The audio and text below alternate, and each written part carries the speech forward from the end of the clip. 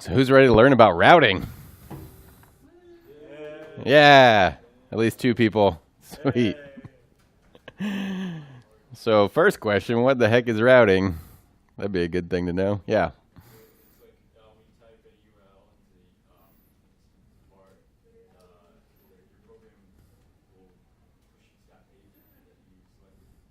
Yeah, so basically, up until this point, we've been on a single page, like every app that we've made so far. We just we go to our localhost 3000 or whatever GitHub pages if you've pushed it up, and we just stay on that page the whole time, right?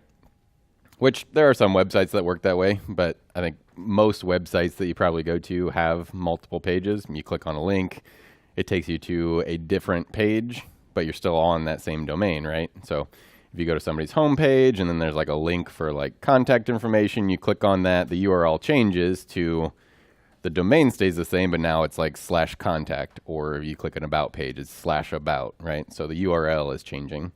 So React applications, I think we've used the term a couple times now, are single page applications. So you don't actually ever go anywhere, but you may still want to simulate that sort of experience, like where users can click on stuff, and as far as they're concerned, it looks like they went to a different page and we render something entirely different, right, based on what the route is. So we can do that. So we're going to learn about React Router, which allows us to do such things. Reading volunteer. Good. Yes. Go for it. What is React Router? A JavaScript package that allows our UI to stay in sync with our URL. It allows us to render specific components based on which routes match or don't match the current URL path. Thank you. And thanks for reading the question at the top. It's also awkward when people just start reading the definition. I'm like, I don't even know what question you're answering. So one thing I do want to make clear, React Router is not part of the official React ecosystem. I mean, ecosystem, yes, but it's not like built by Facebook like React is. So there are a variety of libraries that you can use for routing, or you can make your own. This is just probably the most popular one, at least partially made by the same guy that did the rebase stuff. So he's really active in that community. And so this is the most popular router. So this is the one we're going to learn. But just understand that it's not actually part of React. And there are a variety of libraries you can get to do routing. And everyone knows what I mean when I say URL, right? So React Router is going to let our UI stay in sync with our URL. That's just what shows up in the address bar at the top of the web page. So like the part that's like google.com/whatever, that's the URL. And so you can kind of think of this as like, we've learned how to do conditional rendering, right? We either show or don't show a component based on some piece of state. So routing kind of works that way. But what we're rendering conditionally on is what URL are we at. So if we match a certain URL, then I'm going to render a certain component. If I don't match that, then we're not going to render. So you can kind of think of it that way. It does some other stuff too, give us some more information, but we'll get into that a bit later. But that's kind of like an easy way to think about it conceptually, is just we're just conditionally rendering based on what our URL currently is. So how do we get started? Step 1, add React Router to your project. So if you're using Yarn, just yarn add React Router DOM. If you're using NPM install React Router DOM. So you don't have to do this now. You would do this when you were actually making a project. But that adds it to your package.json as one of the dependencies and downloads the React Router for you. Now you'll notice that we said React Router DOM, not just React Router. And so again, that goes back to what type of React project we're doing. Remember, there's React Native, there's server-side React rendering. So since we are doing web projects, we're going to get React Router DOM, because that's the one specifically for doing React projects on the web. So once we have that, then how do we get our app to actually use the router? There's a lot of ways you can do it, and you can have part of your app under the control of a router and part of it not. But typically, if you're going to use routing, you want the whole app to be able to use routing. So the easiest way is just to wrap the app component in a router. So this is our single React DOM.render call. This is in the index.js that we hardly ever look at because you set it up once and then it's basically done for the whole time. But what we can do is just import the router component and then put it around the app, so that way the app and everything that is a child of app will be part of the router. So then all of the children of the router automatically get the ability to do routing stuff. So now we've got the package. We have wrapped the app in a router, so everything in our app can use routing. How do we actually define routes? That's pretty easy. Basically, you use the route component and you say, okay, what path are we matching? And then if that path matches, what do I render? So the one at the top is probably the easiest one, just with a path and then a component to render. So for that top example, if the path is /widgets, so you're at your homepage, www.myhomepage.com, and then the user navigates to that same thing, /widgets. Now we're going to match that top route. And when that matches, we are going to render a component. And then we just tell it which component we want to render. So theoretically, we've made a widgets component, and that's going to render now that our URL matches. And if our URL doesn't match, then it's not going to render that thing. The bottom one is still not very complicated, but a little more so. There's a couple extra things in there. The first thing you see is the word exact. So that is for when you only want to match if the URL is exactly that path. So for instance, for that /widgets route above, even if the URL was mywebsite.com/widgets/1234 or anything, it would still match that because /widgets is still part of that path that we're trying to match. So it still matches /widgets. If I only wanted it to match when it was exactly /widgets, then I put the word exact in there. So now it knows I'm only going to match if the route is exactly this URL. And then if you don't have a full component to render, a lot of times you may just be rendering something small, or for a variety of reasons, you can, rather than telling it a component to render, just render a function that returns some JSX. So you can see in this particular one, we say render, and then do the curly braces so it knows we're going to do some JavaScript. We pass it an anonymous function, and that anonymous function just returns an H1 that says stuff in it. So when our URL matches that path, it's just going to render that H1 in place of that route. Does that make sense so far? Cool. So how do we actually get to different paths? You could always type them in the URL bar, but that's not typically how you navigate. We need like some things to click on to take us to different routes, right? So React Router handles that too. It gives us two different ways to make links in the UI. So the first one is link. Both types of link just basically have a property to, like where do you want to link to? So for instance, if I have a link that goes to mywebsite.com/home, then I just say to, and then the string /home. And then inside, in between the opening and closing link tag, I just put any text that I want to show up on that link. So the way this actually gets rendered in the UI is as an A tag, but it's a special A tag that links within the context of our router, so staying on that single page, but just emulating, moving to a different one. And then there's also nav links. So the difference between links and nav links is nav links are a bit smarter. So they do the same thing. The difference is nav links know when they are the active link. So like for this bottom one, the nav link to /party, when I click on it, it takes me to my home domain /party. And also that nav link knows when I match that URL, I'm the active link. So I put a class of active on the link on the page. That's up to you if you want to do anything with that class, but typically, and what we'll do in the project we're going to work on is use that active class to style it differently, so that way the user can see at a glance which link is the active one. So if you had like a bunch of nav links at the top, when you click on one and the route matches that one, we could style it differently so it's easy to see which one is the active one.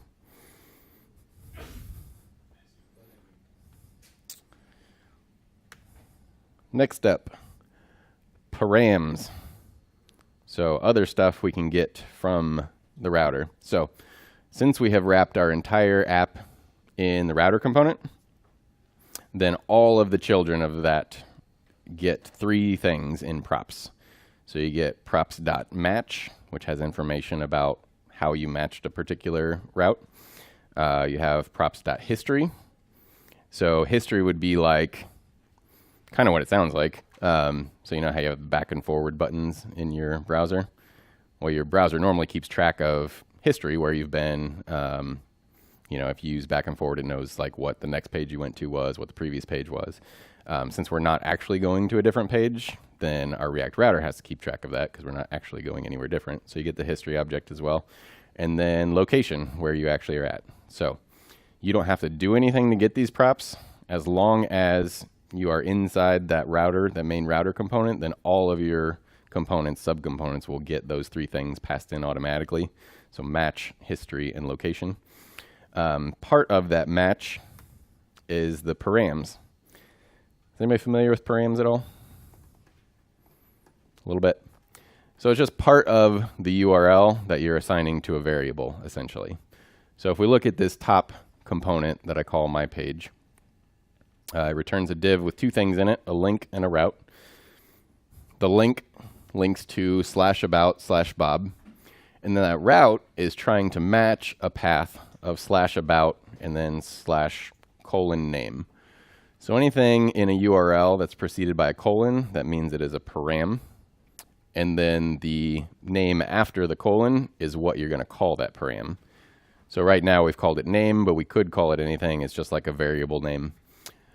So theoretically, if I look at this page and I see this link that's going to link me to /about/Bob, I click on it. My URL has now changed. And now my route matches, right? Because now we're at /about/something else that I'm going to call name. And so that's going to render the user about component. The user about component receives some props, and then we say this is a page about, and then we said we always get anything inside the router gets those 3 props automatically, match, location, and history. And so we can say props.match.params, and then we know we have a param called name, and so I can say .name on the end of that, and so that is going to put what text in there? Bob, right? Yeah, because we went to /about/Bob. We're saying anything /about/whatever. We're going to call that whatever name, and so we can get that back out of our params object. Make sense, kind of? Okay, good. So next up, talk about that history object. So again, we get match, location, and history. We already know history has mostly to do with tracking the navigation over time, so we can use those back and forward buttons, among other things. So also, if we as programmers want to make somebody go to a new location, so like the user can go to a different location by clicking on a link, right? But maybe based on something they did, we want to push them to a different page. Well, we can essentially push a new history location onto the history object, and that will take them there. So we can programmatically navigate as well. So these are a few of the methods that are available on the history object. So push, we kind of just talked about. That's like if I want to send you to a new location. So I could say I could push /contact on there, and that will take me to the contact page. Go back does what it sounds like. It's the same thing as hitting the back button in your browser. Go forward would be the same thing as hitting the forward button. You can just say go and then give it a number. So like go to would be like hitting the forward button twice. Go -2 would be like hitting the backward button twice. Or block. There may be certain situations where you don't want somebody to be able to go to a certain location, and so you can use block as well to prevent that history move. So that's the basics of React Router. Does anybody have questions about Router so far? So when we talk about history, are we still clicking the back button as if it was a normal back button? Mm-hmm. Okay. Yeah, so this is all emulating in a single page app what normal navigation would be in an app. So yeah, that's kind of what React Router is doing, is keeping track of all this stuff within your app so that you're not actually changing, so you're not actually requesting a different page from the server. It's just taking you to a different route within the context of the app and keeping track of its own history so you can still use those things, but without actually navigating to a different page. All right, so that's router. One other thing that we're going to use today is fetch. So other than Firebase, we've pretty much always used things that are entered by the user, right? All of our information is coming through like form submissions and things like that, which you can get a lot done that way. But a lot of times your app may need to get information from somewhere else, right? So we need to make a request of a different server and get information from that server. So we can use fetch to do that. I need another reading volunteer. John? What is fetch?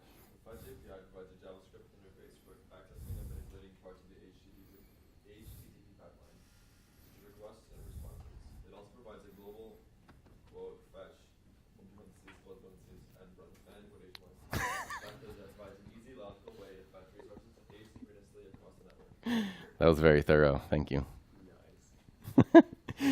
So a couple of important things to understand here is that fetch is not part of React. This is part of JavaScript. So even if you, even in our apps that just use normal JavaScript, not using the React library, you could use this method. But basically, it's just an easy way to make a request from some remote server.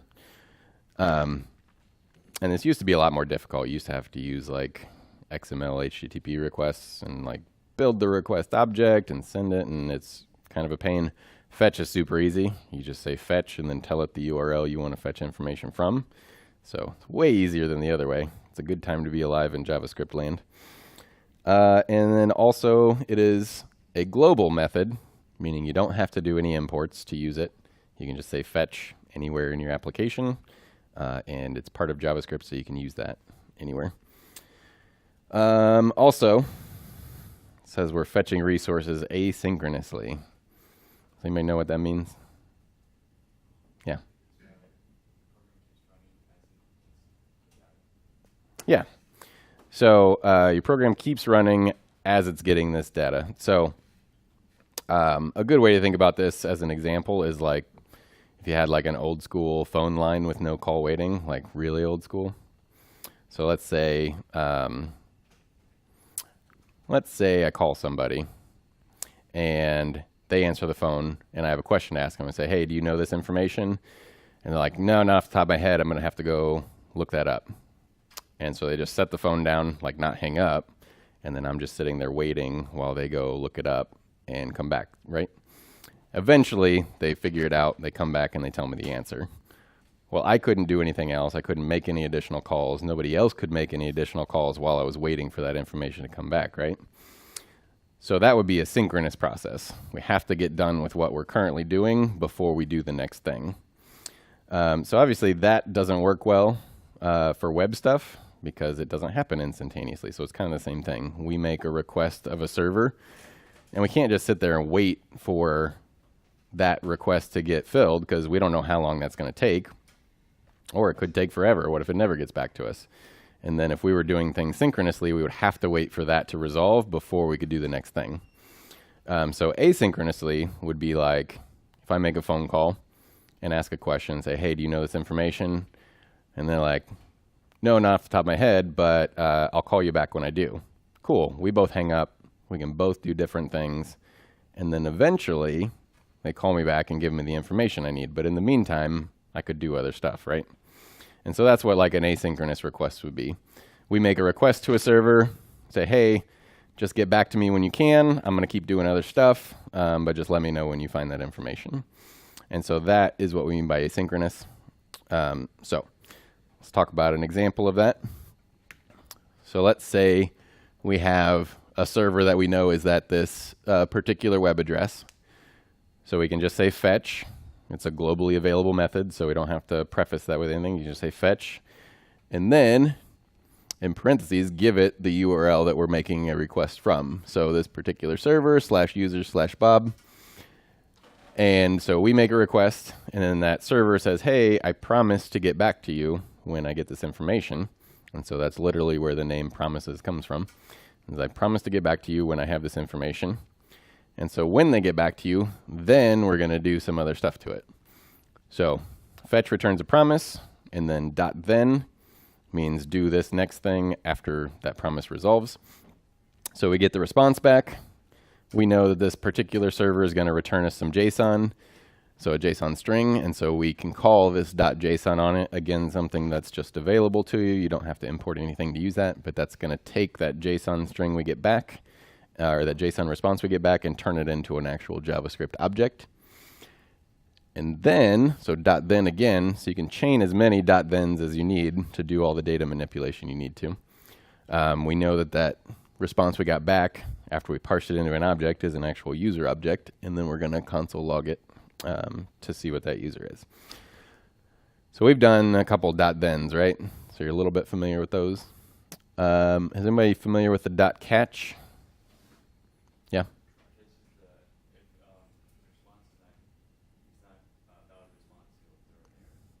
Yeah, so that would be one reason that .catch might be used, is if we don't get a valid response back. Really what it means is, so this is a pretty simple example. There's only 2 .thens. There can be examples where you could have 10, 15 different .thens, like all sorts of stuff you need to do sequentially, just depending on what sort of manipulations and other things you need to have happen. So what happens if something goes wrong in any of those, right? Like there's a lot of things that could happen. Do you want to have to do error handling at each step? That would probably be a huge pain. So the good thing about promises is when you chain them together like this, you can also define a .catch method. So if anything goes wrong at any of those .then steps, it's just going to automatically drop to that .catch. So it's just saying, hey, if you have an error, run this function instead. So that way you can handle if anything were to go wrong. All sorts of buzzing going on. Just for the record, for YouTube history, if you don't hear the remainder of this video, it's because we all died in a flash flood.